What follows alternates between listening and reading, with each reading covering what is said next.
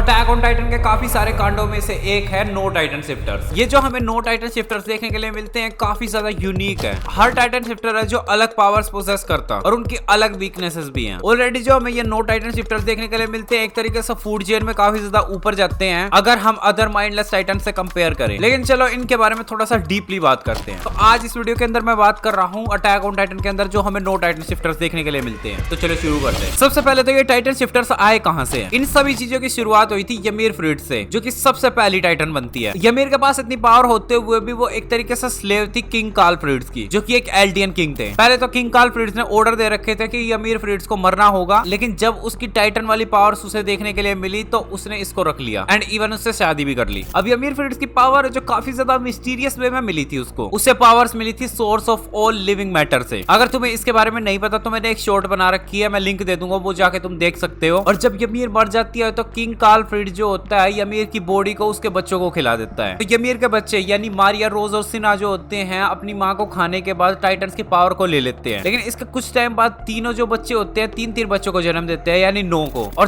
तब ये 9 Titan shifters की पावर है जो एग्जिस्टेंस में आती है, यानी पावर्स है जो स्प्लिट हो जाती हैं। और अब मैं बात करता हूँ हर टाइटन की पावर्स की। सबसे पहले बात करते हैं फाउंडिंग टाइटन की। सबसे पहले तो ये जिनके पास देखने के लिए मिलता है हमें फाउंडिंग टाइटन, वो है ymir फ्रीड्स, फिर ये जाता है किंग कार्ल फ्रीड्स के पास, फिर ये यूरी रेस के पास जाता है, फिर फ्रीडा रेस के पास, और फिर वहां से ग्रीशा येगर इसको चुरा लेता है और फिर एरन येगर के पास चला जाता है। फाउंडिंग टाइटन की जो हमें पावर्स देखने के लिए मिलती है वो काफी ज्यादा फैसिनेटिंग और इंटरेस्टिंग है। फाउंडिंग टाइटन है जो सभी एल्डियंस की मेमोरीज को मैनिपुलेट कर सकता है अपनी टाइटन्स की पावर से, वो अदर टाइटन्स को कंट्रोल कर सकता। साथ में फाउंडिंग टाइटन है जो एक तरीके से मैसेजेस सेंड कर सकता है एल्डियंस को, चाहे वो कहीं भी हो दुनिया में। फाउंडिंग टाइटन है जो पाथ्स को भी कंट्रोल करता है, और अगर तुम्हें पाथ्स के बारे में जानना उसके ऊपर भी मैंने शॉर्ट बना रखी है। अगर मैं शॉर्ट करके बताऊं, पाथ्स जो एक तरीके से सभी को कनेक्ट करती है, सभी एल्डियंस को और टाइटन्स को। लेकिन सबसे इंपॉर्टेंट चीज जो फाउंडिंग टाइटन है वो रंबलिंग को भी कंट्रोल कर सकता है। बाकी इसकी वीकनेस कुछ इस प्रकार से जाती है कि इसको यूज करने के लिए तुम्हारे पास स्पेसिफिकली रॉयल ब्लड होना चाहिए। विदाउट रॉयल ब्लड इसकी पावर से काफी ज्यादा लिमिटेड हो जाती है, एक तरीके से कह सकते हैं बिल्कुल होती ही नहीं है। क्योंकि थ्रू आउट द शो है एरन के पास फाउंडिंग टाइटन होता है, और 3 सीजन तक जब तक उसका रॉयल ब्लड के साथ कॉन्टैक्ट नहीं आया तब तक वो ऐसा ही था, यानी कुछ ज्यादा दिख नहीं रही थी इसकी पावर। अगला जो हमें टाइटन देखने के लिए मिलता है वो है अटैक टाइटन। अटैक टाइटन के जो इनहेरिटर्स हमें देखने के लिए मिलते हैं हाँ, वो है एरन क्रूगर, जिसे दी आउल भी कहा जाता। फिर इसके बाद ये ग्रीशा येगर के पास जाता और उसके बाद ये एरन येगर के पास चला जाता। अब अटैक टाइटन की सबसे ज्यादा खतरनाक वाली पावर ये है कि ये कभी हार नहीं मानता, यानी कितनी भी लड़ाई चल रही हो, कुछ भी हो जाए भाई, ये लड़ता ही रहता, ये रुकेगा ही नहीं। अटैक टाइटन जिसके पास होता है वो मोस्ट ऑफ द टाइम जो फ्रीडम के लिए ही लड़ रहा होता। बाकी अटैक टाइटन अपने बॉडी पार्ट्स को हार्ड भी कर सकता, विच मींस कि हार्डनिंग यूज कर सकता, जो कि काफी ज्यादा हेल्प करते हैं इसको लड़ने में। बाकी इसकी सबसे खतरनाक पावर हमें देखने के लिए मिलती है कि ये फ्यूचर इनहेरिटर और पास्ट इनहेरिटर से मेमोरीज शेयर कर सकता, जो कि एक लूप बना देते हैं सभी मेमोरीज को मिला के, जो कि इसको काफी ज्यादा हेल्प करता है डिसीजन मेकिंग में। बट यहाँ पे भी एक कैच आता है कि अटैक टाइटन का जो इनहेरिटर है उसकी मर्जी होती है जो चीज वो दिखाना चाहे, यानी जो फ्यूचर वाला अटैक टाइटन है वो पास वाले इनहेरिटर से है ना कुछ ग्लिम्स दिखा के अपनी चीजें निकलवा सकता। बाकी इसकी वीकनेस हमें देखने के लिए मिलती है कि इसके अंदर इतनी ड्यूरेबिलिटी नहीं है अदर टाइटन से अगर कंपेयर करें हम, और इसे इमोशनली इन्फ्लुएंस करा जा सकता है काफी ज्यादा, क्योंकि इस टाइटन का जो इनहेरिटर हमें देखने के लिए मिलता है काफी ज्यादा इमोशनली डिसीजन लेता, क्योंकि वल्नरेबल कर देते हैं इस टाइटन के इनहेरिटर को। अब बात करते हैं कोलोसल टाइटन की। कोलोसल टाइटन के इनहेरिटर्स देखने के लिए मिलते हैं हमें बेरथरोल्ड हूवर, और उसके बाद ये मिल जाता है आर्मिन को। अब कोलोसल टाइटन ना पूरे अटैक ऑन टाइटन में से one of the famous titans में से एक है, बट अगर मैं इसकी पावर्स पे आऊं तो इसके पावर्स भी काफी ज्यादा इंप्रेसिव है। जैसे कि इसका साइज बहुत ज्यादा बड़ा है, लिटरली 60 मीटर्स का है ये भाई, और जब भी ये ट्रांसफॉर्म होता है ये काफी ज्यादा धमाका करता। इसकी फिजिकल स्ट्रेंथ इतनी ज्यादा डिस्ट्रक्टिव है कि ये चलता भी है तो भी ऐसा लगता है कि बिल्कुल बम पड़ रहे हैं, और ऊपर से ये हीट तो छोड़ता ही छोड़ता, चारों तरफ आग लगाता चलता लिटरली है। लेकिन इसकी वीकनेस जो हमें देखने के लिए मिलती है वो है कि ये स्लो मूवमेंट रखता, बहुत स्लो सा चलता है ये। दूसरे टाइटन साइज की गुद्दी इजीली चटका देंगे क्योंकि ये स्लो चल रहा भाई। प्लस इसके अंदर से काफी ज्यादा गर्म स्टीम निकलती है जो कि एनिमीज के साथ साथ इसके दोस्तों को भी हार्म कर सकती, और साथ में अगर ये खुद निकालेगा स्टीम यानी गर्म भाप निकालेगा अपने अंदर से तो उसकी वजह से ये कमजोर भी होता जाता। लेकिन इसका जो भी इनहेरिटर होता जब भी ट्रांसफॉर्म होता तो वो काफी ज्यादा एनर्जी को लॉस करता, वो काफी ज्यादा थक जाता। लेकिन अब बात करते हैं आर्मर टाइटन की। आर्मर टाइटन का जो इनहेरिटर हमें देखने के लिए मिला है अभी तक वो खाली राइनर ही है। ये Titan one of the sexy titans में से एक है, जो कि दूर से देखने में भी काफी ज्यादा मस्त लगता और पास से तो चक दे फट्टे नब्दे किल्ली हो जाता। इसकी पावर जो हमें देखने के लिए मिलती है वो है इसका आर्मर। इसकी पूरी की पूरी बॉडी है जो आर्मर से कवर्ड रहती है, जो कि काफी ज्यादा डिफेंस में काम आते हैं। खाली डिफेंस नहीं कह सकता, मैं कह सकता ऑफेंस में भी काम आता, बिकॉज ये है जो एक तरीके से तोड़ सकता दीवारों को इसकी हेल्प से। और अगर फिजिकल पावर की बात करें तो ये काफी ज्यादा स्ट्रॉन्ग है। बाकी मेरे को इसकी वीकनेस इतनी खतरनाक नहीं लगती, लेकिन है वो भी। इसकी वीकनेस है कि ये काफी ज्यादा स्लो है। अगर तुम आर्मर टाइटन के एक्शन सीन्स को देखेगे तो तुम्हें लगेगा ये काफी ज्यादा फास्ट है, लेकिन अदर टाइटन्स के अकॉर्डिंग, यानी अगर किसी टाइटन से इसकी लड़ाई हो गई तो उसके अकॉर्डिंग देखा जाए तो ये स्लो है। लेकिन इसके ऊपर चेरी ऑन टॉप वाली बात ये हो जाती है ना इसको हराने के लिए कि इसके वीक स्पॉट्स हैं। कुछ पर्टिकुलर जगहों को तुम टारगेट करके इसको लिटरली खत्म कर सकते हैं। अगले टाइटन की बात करूं तो मैं अगला टाइटन है बीस्ट टाइटन। इसके जो नैरेटर्स हमें देखने के लिए मिलते हैं वो है टॉम, और टॉम के बाद ये चला जाता है ज़ीक येगर पे। अब बीस्ट टाइटन जब पहली बार इंट्रोड्यूस करा गया था ये काफी ज्यादा